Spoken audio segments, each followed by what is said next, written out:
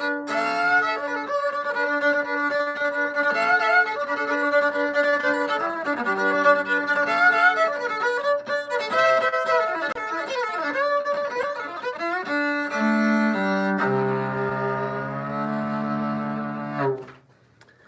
what's up, guys? Matt Bell here with the Electric Violin Shop.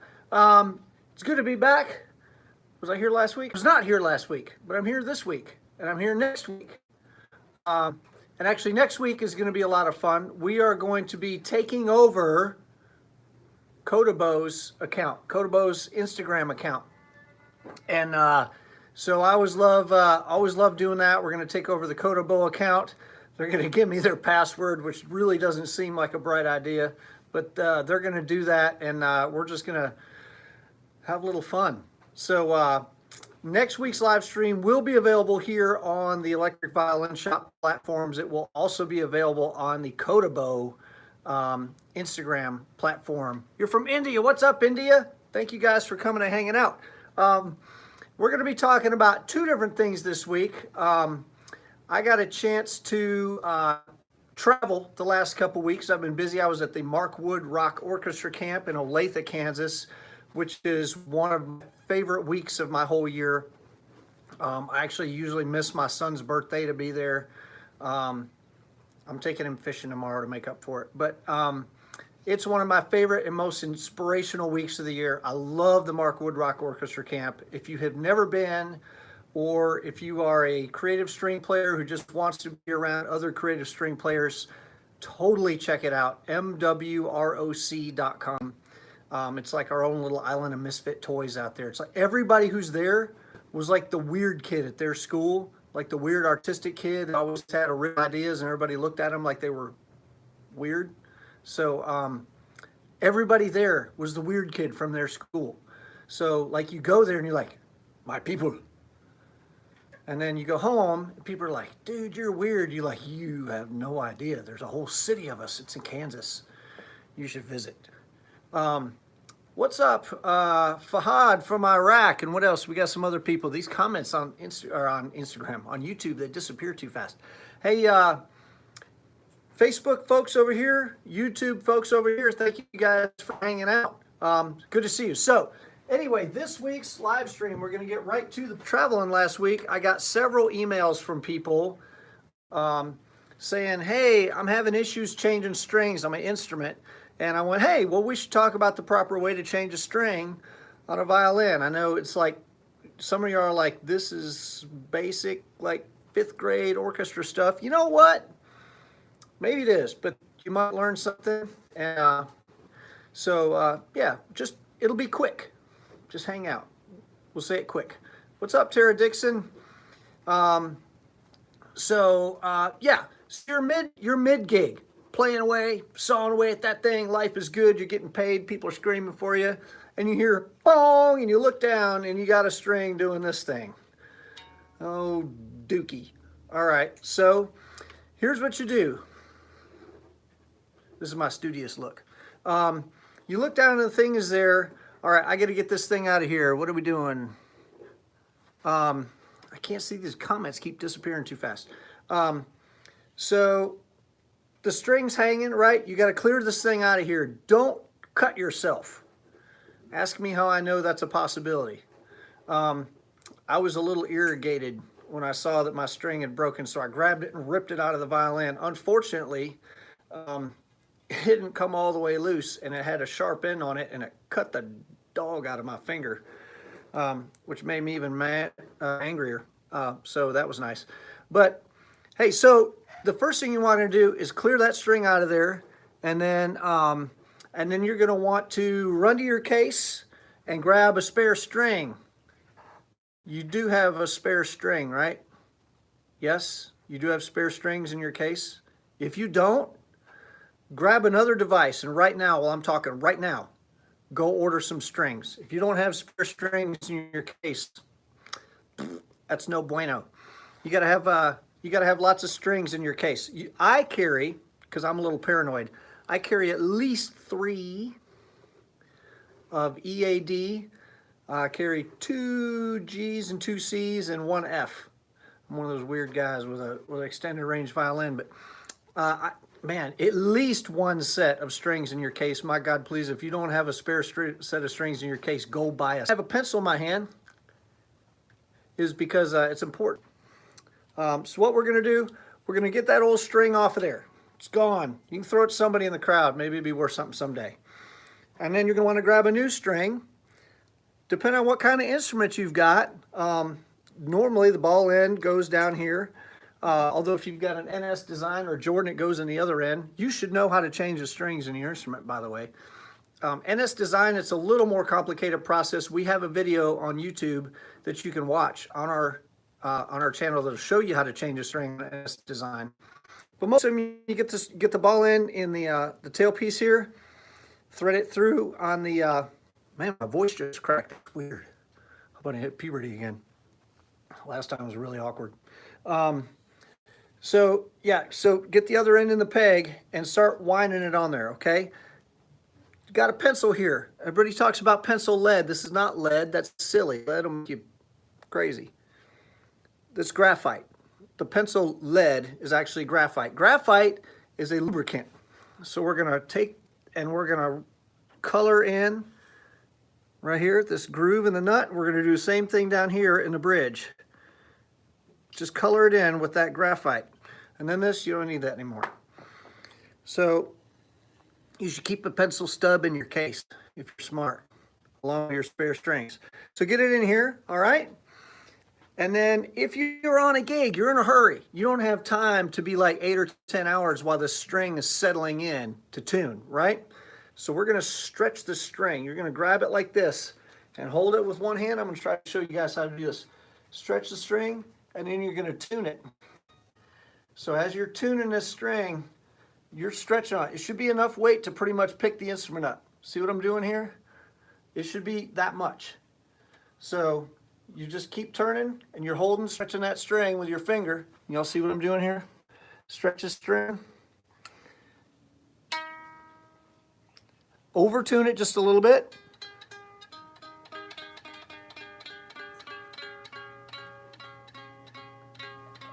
Anybody with perfect pitch can hear this thing is about a half a step flat, but almost a whole step actually, but it's all right. We'll pretend that it's in tune with itself. But yeah, be stretching that string. Can that reduce the lifespan of your string? Yeah, it can, but I'm on a job and I can't be sitting here fighting this thing for the next 2 hours. So I'm gonna stretch it while I'm putting it on. It's gonna actually help it settle in a lot faster. Maybe it's gonna make that string go false a little sooner. I don't really care. I'm trying to get paid today. So yeah, so that's what you want to do. Stretch it. We do get a lot of questions about people with fretted violins and the lifespan of strings with frets. Hey, you know, these strings are unraveling. Like at a fret, we'll start getting where the winding will come undone. And it's like often at the same fret. There's a couple things you can do. What's up, Romania? There's a couple things you can do on that. One of those, the biggest thing, is if you are using helicore strings, make sure you get the titanium wound strings. That's going to help you last a little longer. The other thing is, some of y'all are death gripping these necks on here, man. You're just squeezing the life out of this thing. Stop it. Stop it. It's not good for your strings. It's not good for your hand. It's not good for your tone. It's not going to help you play fast. Stop it. On one of these violins, there should be just enough pressure on that string to make it tune, so it's not harmonicking out on you, right?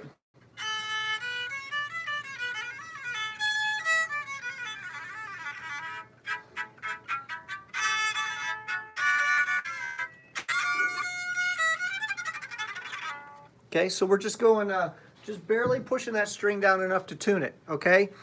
Hey, what's up, California? So less pressure on your left hand. I used to do the same thing, man, so I know it's hard. It's hard to change and stop death gripping this thing. It's not a contest.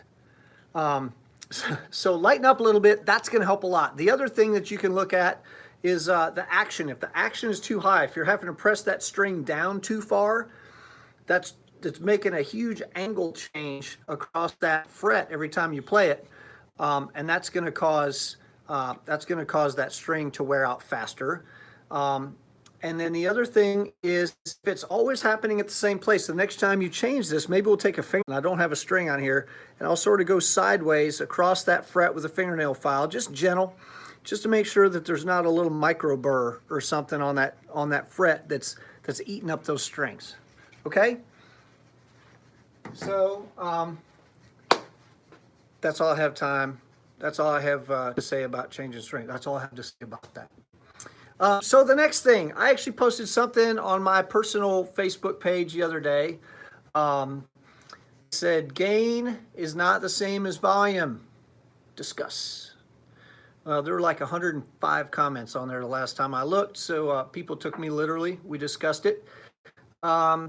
Actually, most people on my friends list certainly understand what's going on with gain and volume. A few were wrong. But that's okay. You're allowed to, you're entitled to your opinion, even if you're wrong. Gain and volume are not the same thing. So especially on a preamp or an amp, you'll see that there's I'm looking at an amp right now. That's why I'm looking over here. It's not because I'm trying to give you a profile, although. So you're welcome. I saw my wife in here, so maybe I'll get like a like or something. Maybe she'll like that. So there would be a gain volume, or a gain volume? Gain is not volume. There would be a gain knob on one side and a volume knob on the other. Where they are on the amp tells you a lot, okay? So I did have a friend point this out. On the Fishman, hold this thought, I'm gonna grab a Fishman. On the Fishman, glad I ate my Wheaties. You have your input jack and then a gain knob, and then low, mid, high, reverb, etc. So the signal comes in here, and then just sort of imagine that it's working its way across. Okay? So the first thing it hits is this gain knob. Gain is where I tell the amp how strong is the signal that's coming in.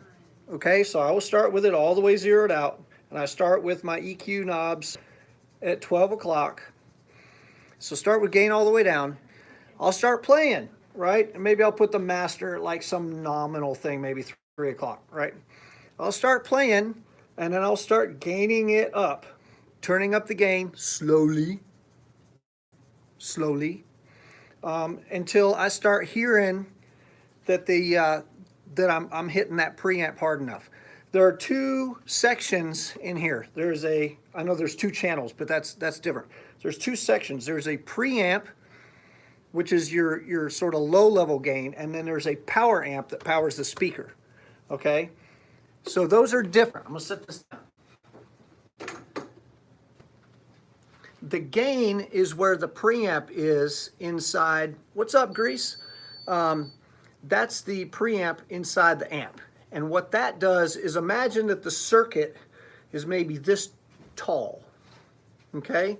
So it can take this much signal, and so every circuit sort of has we'll call it a height, right? It's got a certain number of milliamps that it expects to see, but we'll sort of envision as if it's water. Let's envision that it's a pipe that has a certain diameter.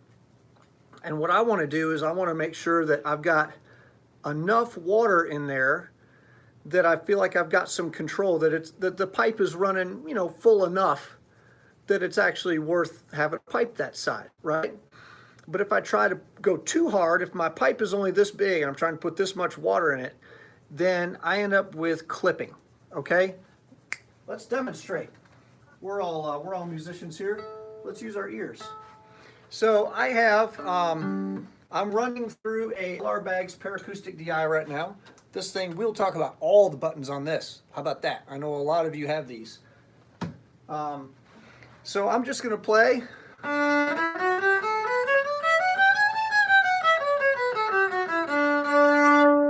Okay, right? Nice and sweet. Not me, just the playing.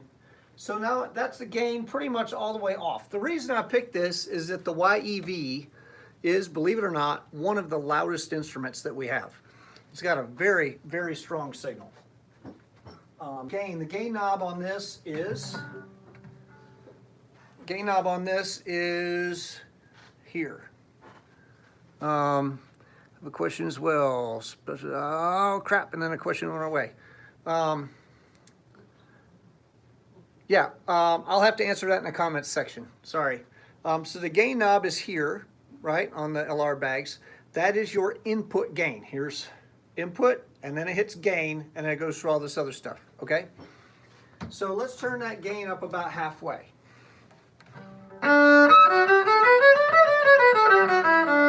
Now you can hear that the tone, not just the level of the instrument, but the tone of it has changed.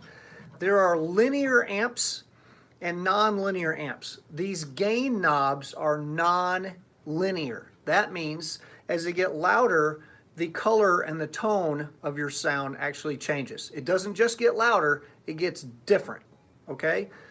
So the more I turn it up, the more I get the effect of that preamp. It is not a linear amp. It doesn't amplify all frequencies the same, okay? So let's listen again.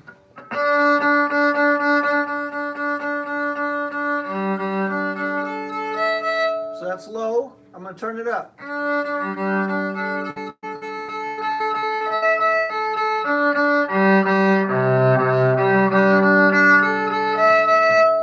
So the color and tone of that changes. Now, what you might have noticed if you're really astute, if you listen to double stops,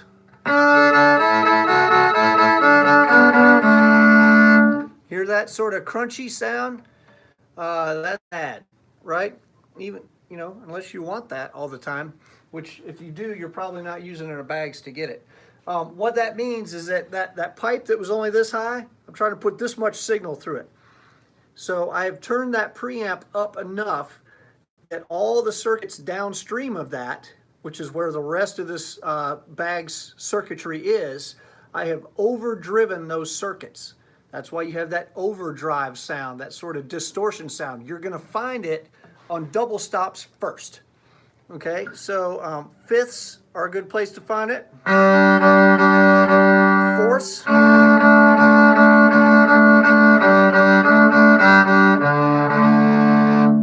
Okay, so you can hear that I've overdriven those circuits. That means my preamp is too hot. Okay, so I'm going to back it off. So we're going to turn it down some. So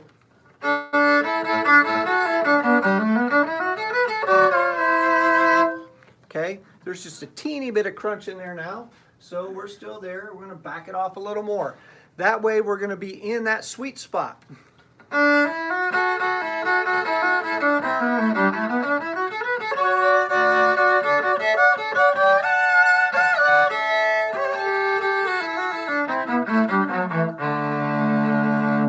We'll even try to play in tune maybe once or twice.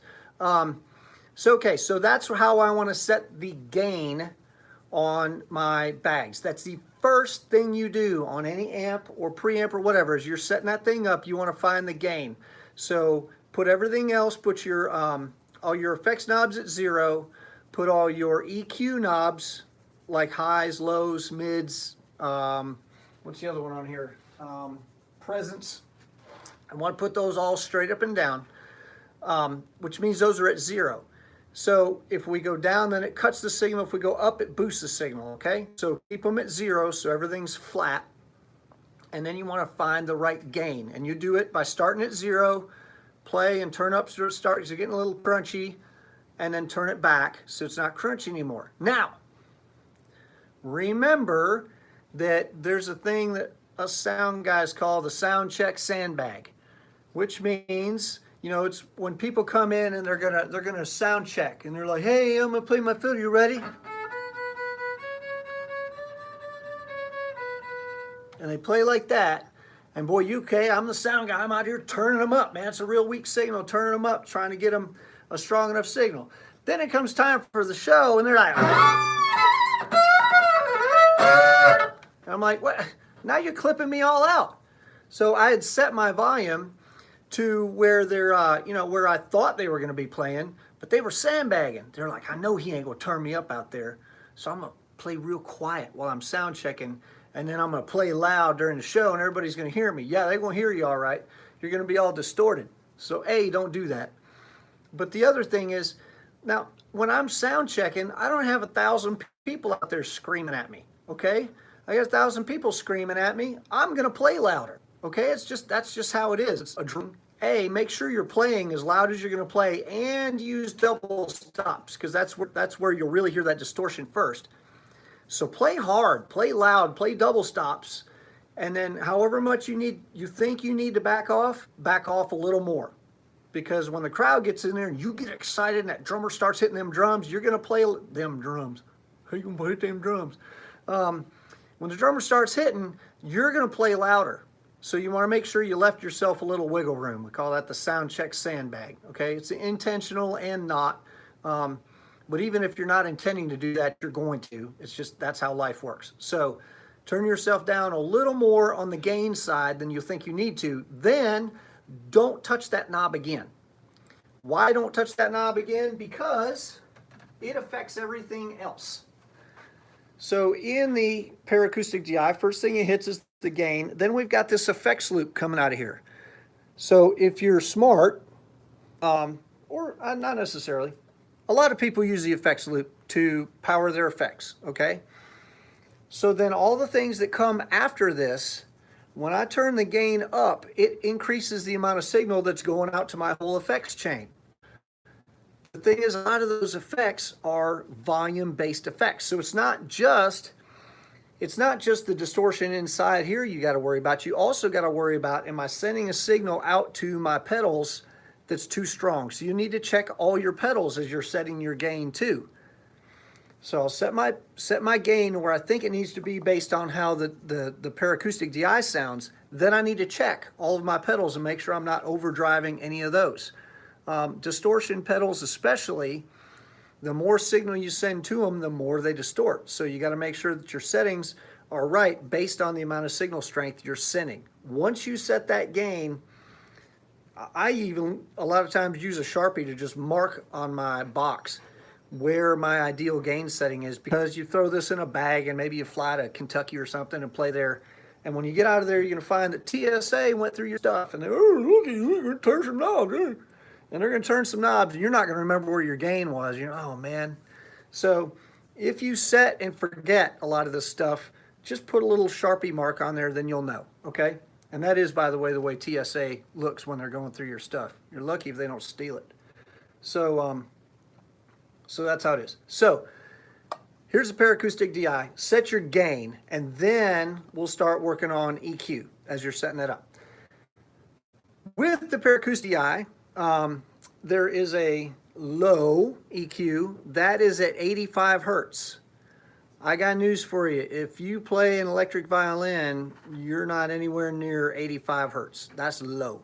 Okay, that's B flat string stuff. If you're playing a 7 string, you might get down to 85 hertz on your low B flat string. If you're a cello player, you know chances are the low, you're not gonna be hitting that much. So you can boost that little thing all you want. You're probably just gonna get noise. Ideally, if you guys have an issue with the bow thump, you know, you're changing bow directions, you may just dump that low thing out. If you're playing a 4 or a 5 string violin, you may just dump that, okay? That's gonna help get rid of some of the bow thump. This next one is called notch.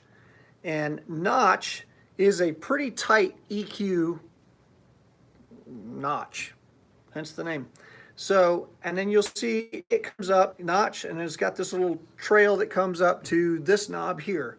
And it'll go from G, A, D, B. Like, what the heck is GADBA? Well, GADBA, those are note names. So you got a low G, which is actually 98 hertz, which if you're a guitar player, it's like, what? 3rd or 4th fret on the E string, the low E string, that's way down there. If you are a 6 or 7 string violinist, this is down F string level, right? So if I would generally leave this notch centered unless I've got one particular frequency that's pretty problematic. I would probably almost never boost this. I try to do most of my EQ, I do cuts. I tend not to boost much on EQ because we talked about linear and non-linear amplifiers. Each one of these are they purport to be a linear amplifier, but you know, you're paying what, $200 for this thing, and there's like 8 of these pots in here. You know, we're not talking about super high quality amplifiers inside here. You know, you want super high quality stuff, you're gonna be paying $1,000 for a preamp, not 200. So I generally will try to do cutting of EQ because we can cut nice and clean. Boosting as well, you know, you're just sort of depending on how good that $10 amplifier sounds. So I would generally cut a notch, and then I would sweep this. The high B on here is actually your second finger on the G string if you're a violinist, okay? So that notch is pretty low. Generally, a guitar player would use that, an acoustic guitar player, if they're starting to get that come through the monitors, they'll sweep here and try to find that frequency and then notch it out. So unless you've got a feedback issue and it's pretty low, like G string or lower, you're probably not going to really use this notch thing as a violinist. Mids is sweepable, and that sweeps from 400 hertz, you see 0.4, up to 1.6K. 400 hertz for a violinist is like a G. That's like third finger on the D string. Okay, that's about 400 hertz. Your open A is, in theory, 440 or 432, or if you're a Baroque player, whatever. So, so think like, you know, roughly your A string, open A, is sort of down here, and then up to 1.6. That's going to be pretty far up the neck on the E string. Okay. Now, if I'm trying to add some warmth, then I may boost a little bit in these mids. Like I said, I don't try to do a whole lot of boosting with these, but maybe a little. I might sweep this thing over to around 400 and just give it a little bit and see if that gives me some more warmth. The flip side, though, is too much warmth is what we call mud. So if it's sort of sounding muddy and a little bit like this, maybe that's too much of those mids in that 400 hertz range. If we sweep it up to about 1.6, that's where sort of that nasal sound, that horn nasal sound comes in. It's not quite piercing, but it might be just a little bit, a little edgy. So if you've got sort of like it's a little edgy, not like sharp, but just a little too bitey, that might be in that 1.6 range. So you might run this knob up to 1.6 and then cut a little bit in your mids and see if that helps you, okay? The presence, P-R-E-S, means presence, that's 5K. That's where sort of sizzle or glare is. So if it's just a little, that's sort of that ice pick in the eardrum is right around 4K. So presence might be a good place. If you've been to a place where just you're listening to the sound and it's an old deaf sound guy and he keeps turning up the highs because he can't hear them, and it feels like somebody's ice picking you in the eardrum, that's going to be presence. So if you got that going on, maybe you just want to back that presence down a little bit. And then treble, T-R-E-B, that's 10K. That's if you're playing in a band with drums, that's cymbals are living up there. There's really not a whole lot going on in the 10K area that the violin is going to be cutting through. If you're in an acoustic ensemble where there's no cymbals, that 10K is sort of where the air or sort of the frosty sound is going to be. It's also, believe it or not, where some of the bows scratch. If you're getting a lot of, like, you can hear the hair scratching on the strings, that could be in that 10K area. You might want to pull a little bit of that back to get rid of some of the scratch. Or if you just, man, it feels kind of dull and lifeless, I feel like there's not enough air in my sound, then you can maybe boost that treble and it's going to give you some more air, okay? So those are the volume, those are the knobs here. Then the top is volume. Volume is not the same as gain. It's not. Gain is set here. This is the input that tells me how much signal is going to be coming through all here. Output volume is at the very end of all this. This says how much is going out to the PA. I generally keep it at about 0 again because, you know, $10 amplifier here, your sound guy probably has, you know, better preamps in his board. If he's got a $10,000 front of house console, his preamp gain, his gain knob is probably going to be a better gain stage than this. So I tend to leave it at 0. Although if your sound guy's like, yo, fiddle player, I need more of you. Like, yes, you do. You can turn it up, the volume here. Or if he's like, hey, you're clipping me out, you can turn that down. So that's what's going on there, okay? That's how generally I would set a preamp. And it's not just the bags, it's any preamp. There's tons of great preamps out there. The ART Tube MP we carry, any of the Red Eye stuff, any of the other brands of preamps that are out there that people like to use. That's generally how I will set a preamp. I'll start everything flat, EQ flat, everything at 0. Try to get my gain right, because, I mean, that's what they teach in sound guy school, which in my case was a bar. So, you know, you go, the first thing they teach you when you're learning about sound is that gain structure is 80 or 90% of the battle. If you can get gain structures right, the rest of it, if not easy, is at least possible. Okay, if you don't have your gain structures right, you're sunk. So make sure that your gain is set properly, which means it's loud enough that you don't have just this sort of sketchy noise floor and the violin's barely peeking its head up over that. I want enough signal that I've got a nice signal to noise ratio, but not so much that I'm getting distortion. Does that all make sense? Good. There's one other button on here that you might want to know about. It's the red one. Never touch the red button. That's not true. You can touch the red button if you want. It is the invert. What invert does, you guys know that sound comes in waves, right? Sound is, it's air movement, right? So imagine you've got a sine wave coming through. I would use the invert button if I've got feedback coming through my monitors and I can't find it on EQ and I can't get this thing figured out. Sometimes you can hit that invert button, and what it does is it takes a sound wave that was doing this and it makes it do this. It flips that sine wave upside down. It is sort of a last resort if you're fighting feedback. You can hit that phase button, it'll flip your phase upside down, and it may get you out of a feedback mess that you couldn't find any other way.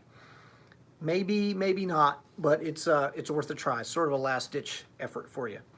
What my friend Nathan did point out on my personal post the other day is know where the knob is in the signal chain, and that's going to tell you a lot, okay? Gain is generally pre-effect loop. If you're using the effects loop on your amp or your preamp, gain is going to be pre-effects loop. So if I turn up the gain, I'm turning up the signal that's going through not only my amp and my preamp, but also through all of my pedals. Es muy importante, okay? Volume will be post all of that. So as things come back from your effects loop, then volume changes how loud either your speaker is or the send to front of house. I hope that all makes sense.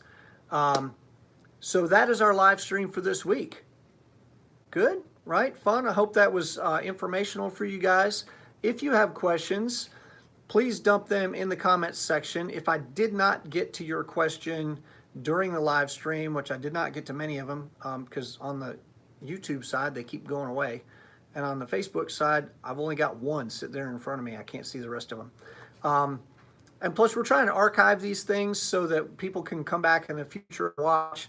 And if I'm constantly interrupting myself to answer questions, then it sort of makes it less watchable for other people in the future. I will answer as many of these comments as I can in the comments section afterwards. So, yeah. Next week, we are going to be taking over who? Anybody paying attention? We're taking over the Kodabow Instagram account next Wednesday, the 31st, 31st. That's going to be a lot of fun. I've got my 12-year-old son is going to be hanging out with me, and he's going to be helping to do all that. Believe it or not, see, kids these days, my son actually got his Instagram account when he was maybe 10. Obviously, we supervise that, but he's a BMX rider, so he's got an account to help him connect with BMX riders around the world. And we've been trying to teach him, like kids now, they're learning early. Like social media wasn't invented till I was like 72 or something. So I had to learn later in life, but these kids are learning really young. So, we're trying to teach him, hey, we only put positive stuff up. And, your future employers are going to look back and see if you said anything dumb when you're 11 years old. That's not even exaggerating. But so he's actually going to help me because he's pretty social media savvy even at 12 years old. He's going to help me film a bunch of stuff around here. And he's also a budding filmmaker, so that should be good. So we're going to be filming a bunch of stuff around the shop. We're going to be trying out a bunch of different bows. Chris has a bunch of terrible jokes. We'll probably film some of those. We may even show Jamie setting up some violins just for fun because we've got Kodabo's password and they can't stop us. Yeah, we're going to have some fun on Kodabo's Instagram. If you don't follow Kodabo on Instagram, please do. We're going to have some fun on their account next week. And then we're also, besides live streaming here on the Electric Violin Shop page, we will also be streaming on the Kodabo Instagram page. In fact, that will probably be more of like a behind the scenes thing. I may let Isaac walk around with that camera, and God knows he's 12. He's got a short attention span. He may be pointing that thing at stuff I didn't know you were going to see. So it could be a little more entertaining than usual. So yeah, join us next Wednesday. And then just, if you subscribe to us on YouTube so you can always see when this new content is coming. Please follow. Oh yeah, we're at almost 20,000 followers on our Instagram page, which, my goodness, when I took over the Instagram page here, what, 2 years ago, 2.5 years ago, I think we had like 1,700 followers. We're closing in on 20,000 now, so thank you guys so much. It's been a lot of fun doing that, and I get a chance to interact with a lot of people around the world. It's really awesome. There's almost nowhere that I can go where somebody doesn't come up and go, "You're the Electric Violin Shop dude, man. I follow you on Instagram." So that's all. Thank you guys for all the support and the love on that. When we reach 20,000, probably in the next couple weeks, we're going to give away something. I don't know. Duncan is in charge of that, and Duncan may go on a drunken binge one night and just decide we're giving away, I don't know, something. But if you are a follower of ours on Instagram, you are automatically registered for the giveaway. And yeah, it's going to be good. I mean, we're not giving away like a free Jordan or anything because I'd like to keep working here. But it'll be a little small token of appreciation for somebody. Somebody who gets something, it'll be fun, and we'll make sure that it's child friendly, I guess, family friendly. Yes, PG. It'll be at least PG. The thing is, only 20% of our followers are in the U.S. So we have figured out a way to be able to give something away that even our international followers are entitled to, should they win. Because that's kind of a hard thing to do. Because say I want to give away a bow. What if somebody in Madagascar wins the thing, and then there's all sort of tax implications, and it becomes way bigger pain than it was worth? So we'll give away something that anybody can use around the world, and you won't have to worry about Uncle Sam or Uncle whoever you have in your country is coming after you. Okay? So love you guys. Thank you so much for hanging out with us. I will see you next Wednesday here. Electric Violin Shop Facebook, Electric Violin Shop YouTube, and on the Kodabo Instagram. We're going to have some fun with them boys. All right. See you next week.